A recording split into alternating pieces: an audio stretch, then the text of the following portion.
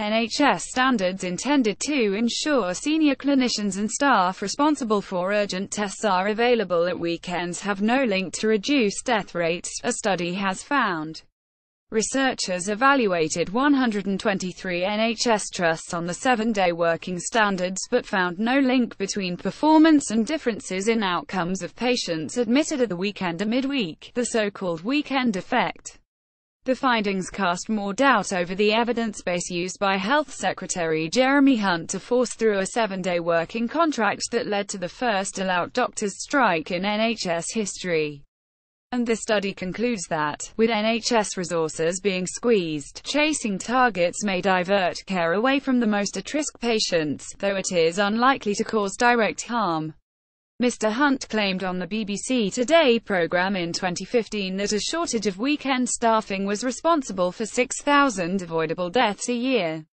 Despite the author of the study he cited saying this was inaccurate, this premise led to the introduction of 7-day working contracts, beginning with junior doctors. It also saw priority clinical standards for 7-day services introduced by the government in 2015, with all NHS trusts required to be compliant by 2020. These include the requirement that emergency admissions are reviewed by a consultant within 14 hours, and that there must be 7-day access to X-rays, MRI scans and lab tests. But other studies have demonstrated that patients who are admitted at weekends tend to be sicker already, and this could account for some of the differences in mortality. The latest study, by researchers from the University of Manchester and published in Emergency Medicine Journal, found significant variations in trusts' performance against the 7-day standards. Trusts were assessed before and after the standards were announced, over 3 years from April 2013 to March 2016.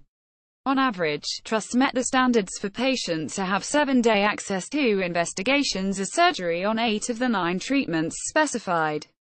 Around half, 54% of the recommended medical scans and tests, were available at weekends, and the average trust met the standard for a review by a consultant doctor within 14 hours of admission on 5 out of 10, 49% of recommended medical specialties. It also evaluated how likely a patient was to, if they were admitted midweek Tuesday to Thursday or at the weekend Saturday and Sunday, and found no association with delivery of the standards.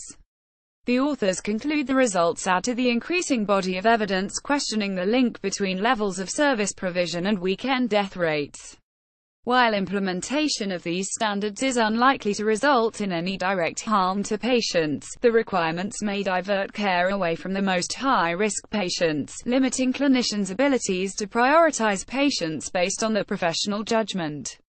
The lack of association between the stated aims of the 7-day services policy and the clinical standards being introduced to meet these aims suggests that the 4 priority clinical standards should be reviewed before compliance for all NHS hospitals is mandated in 2020. Dr. Robert Harwood, chair of the British Medical Association's Consultants Committee, said the issue of weekend mortality is a complex one. We know, for example, that more seriously ill patients tend to be admitted at weekends, so it's a complicated picture. With current services stretched, it's important that any calls for additional staffing must be met with the necessary investment, otherwise we risk stretching existing staff more thinly, which could compromise safe patient care. More about Jeremy Hunt Jr. Doctors Strike 7-Day NHS 7-Day NHS Reuse Content.